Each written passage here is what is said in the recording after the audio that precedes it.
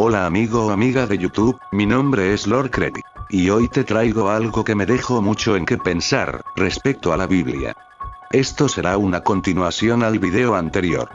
Hoy hablaremos sobre hallazgos arqueológicos reales, vinculados a la Biblia, que han perturbado a historiadores, creyentes y escépticos por igual. ¿Estás listo? Entonces apaga la luz y escucha con atención.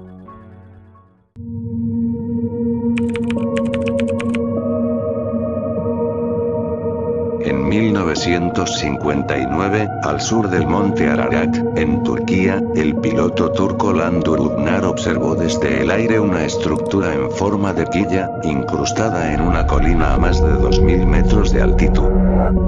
Años después, investigadores como Ron Wyatt y más recientemente Andrew Jones, junto a equipos turcos, examinaron el sitio utilizando escáneos de radar de penetración terrestre. Lo que descubrieron debajo de la superficie no fue una simple roca. Era una estructura rectangular, simétrica, de unos 150 metros de largo, exactamente la medida que menciona el libro del Génesis, capítulo 6, versículos 14 al 16. Los estudios del Dr. Salih Bayraktutan, geólogo de la Universidad de Ataturk, revelaron que en el interior de la formación había patrones metálicos lineales organizados, como si fueran refuerzos internos, como si alguien hubiera construido algo dentro. También se halló un túnel colapsado de aproximadamente 4 metros, atravesando el centro de la colina, así como indicios de 3 niveles superpuestos. ¿Coincidencia? En la Biblia, el arca de Noé fue construida con 3 cubiertas. Pero lo verdaderamente inquietante no es su forma, ni siquiera su tamaño. Es la fecha. Las pruebas del suelo y sedimento orgánico en el sitio sitúan restos de actividad humana entre el 5500 y el 3000 a.C., precisamente en el rango cronológico estimado para el Gran Diluvio según la cronología bíblica y mesopotámica. ¿Estamos frente al hallazgo más importante de la historia humana? ¿O frente a un secreto tan inmenso que ha sido desacreditado una y otra vez, no por falta de evidencia sino por miedo? Porque si esa estructura fue un barco quien lo construyó, ¿y qué fue lo que realmente destruyó el mundo hace milenios?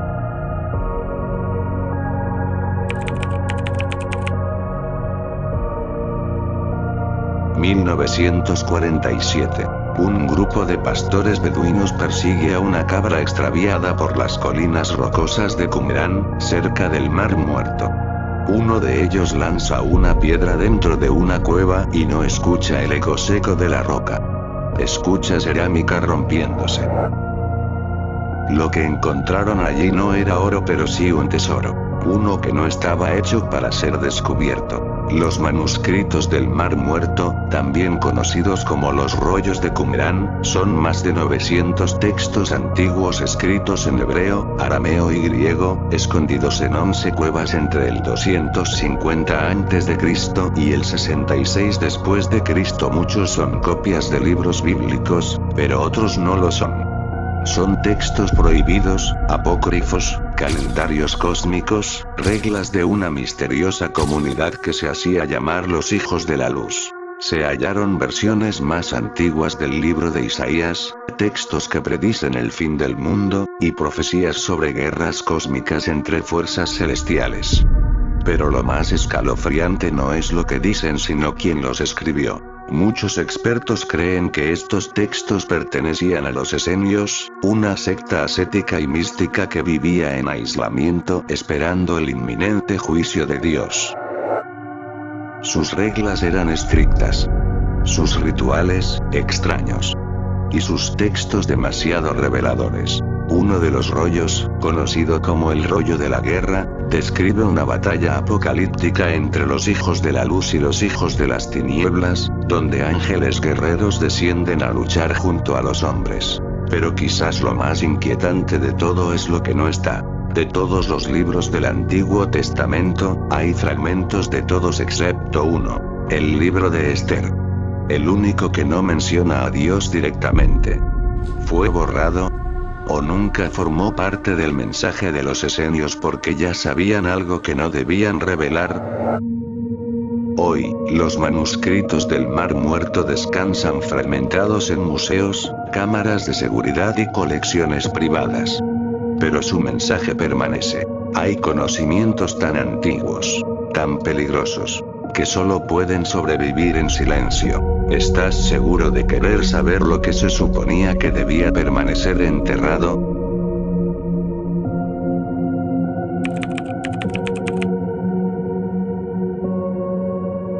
Corría el año 1990 cuando trabajadores en Jerusalén, mientras abrían camino para una nueva carretera al sur de la ciudad vieja, golpearon por accidente lo que parecía una tumba olvidada. No sabían que acababan de abrir una puerta a uno de los capítulos más oscuros del cristianismo primitivo.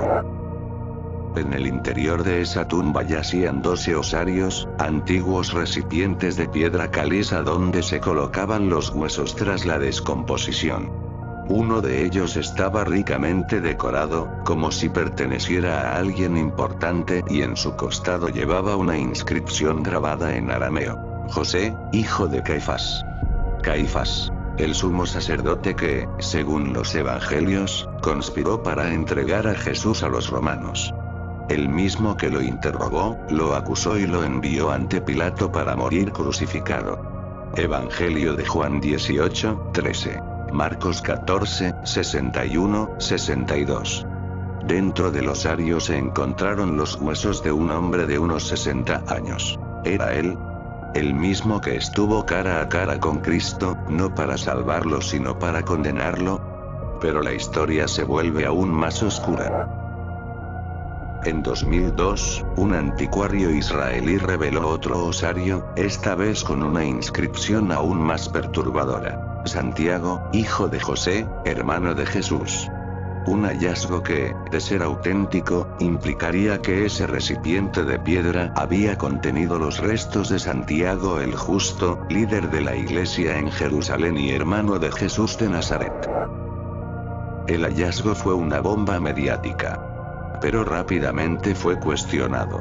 El descubridor, Oded Golan, fue arrestado por presunta falsificación. Y sin embargo hasta hoy no se ha podido demostrar, con certeza absoluta, que el osario sea falso. Varios expertos, como Edward J. Keall del Museo Real de Ontario, sostienen que la pátina de erosión es uniforme, que la inscripción es auténtica y que alguien no quiere que lo sea. Lo perturbador no es solo que los huesos de los protagonistas del Nuevo Testamento estén aquí, en cajas de piedra polvorientas. Lo perturbador es que, al desenterrar sus restos también estamos desenterrando las grietas del relato oficial. ¿Y si los huesos del traidor están ahí donde están los del Salvador?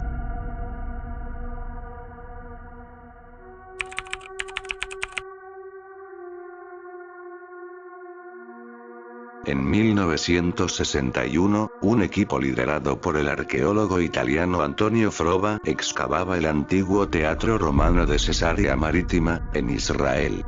Lo que encontraron ahí no fue una reliquia religiosa ni una estatua sino una piedra caliza tallada. Dañada, desgastada, pero con una inscripción que aún podía leerse. Poncio Pilato, prefecto de Judea, dedica esto al divino Tiberio. Estamos hablando de Poncio Pilato, nombre maldito entre los creyentes. Figura infame que lavó sus manos mientras sellaba el destino de uno de los personajes más importantes, y más polémicos, de la historia humana. Durante siglos, la existencia de Pilato fue un punto ciego para la arqueología. Sí, los evangelios hablaban de él. Y algunos textos antiguos, como los de Flavio Josefo o Tácito, lo mencionaban de paso. Pero no había pruebas físicas. Nada concreto. Solo palabras hasta que la piedra habló. Era la primera evidencia física de que Pilato realmente existió, y no solo eso, que gobernó en Judea bajo el emperador Tiberio, exactamente como lo relatan los textos bíblicos. La piedra había sido reutilizada como escalón en el teatro, como si alguien quisiera esconderla. O tal vez hacer que fuera pisoteada, olvidada. Cesarea, donde fue hallada, no era solo una ciudad costera cualquiera. Era el centro administrativo de Roma en Judea, el lugar donde Pilato tenía su residencia oficial. Desde ahí, tomaba decisiones. Desde ahí, probablemente partió hacia Jerusalén para ese juicio que cambiaría el curso de la historia. Lo perturbador no es solo su hallazgo, sino lo que representa. Porque si esta piedra confirma que Pilato fue real, ¿cuánto de lo demás también lo es? El juicio de Jesús, su condena, su resurrección. Este hallazgo deja más preguntas que respuestas.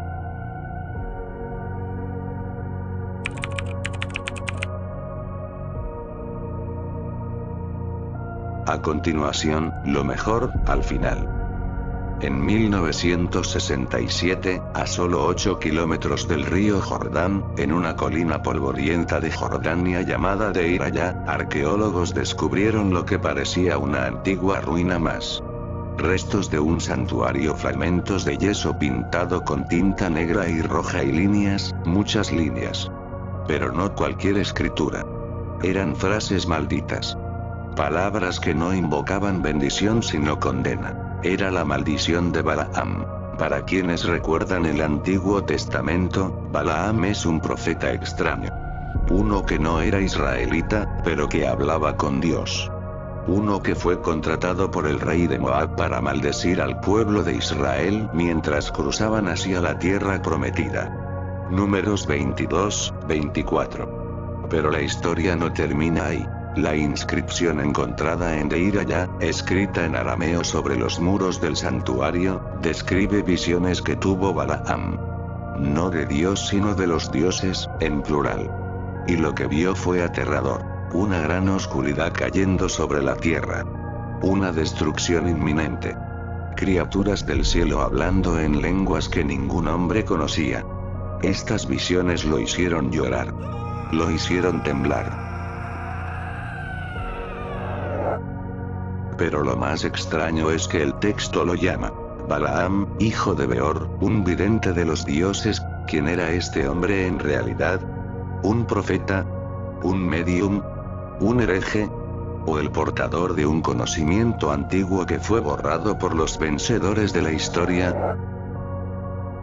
La escritura en Deir Allá es la única mención extrabíblica de Balaam, y está escrita siglos antes de que las escrituras hebreas se consolidaran. Lo que plantea una inquietante posibilidad. Que su historia sea mucho más antigua de lo que creemos y mucho más peligrosa. Lo más inquietante no es lo que dice, sino que aún estaba allí, pintada en los muros de un templo abandonado, esperando ser leída. Como si el tiempo no pudiera enterrar las advertencias. Quizás no era un loco. Quizás no era un charlatán. Tal vez Balaam simplemente escribió lo que vio. Para que alguien, algún día, también lo viera.